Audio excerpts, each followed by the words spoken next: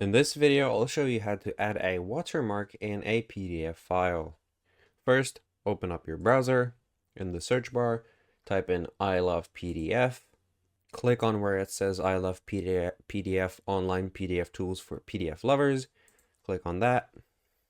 Go to Watermark. Select your PDF file. Open. And here you can customize everything. So for example, you can customize what the watermark is going to say.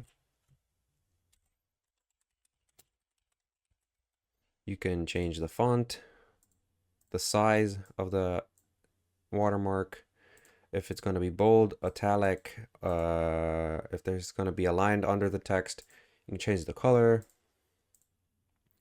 You can change it where the watermark is placed, or you can select mosaic, and the watermark will basically be over the whole page, like 3 watermarks basically. You can set the transparency. I'm going to set it to 25, 45-degree angle. You can set it from page 1 to page whatever you need. You can choose the watermark to be over the content or below. I'll choose below. After you set everything, click on Add Watermark. Download PDF with watermark and open it. As you can see, the watermark has successfully been added.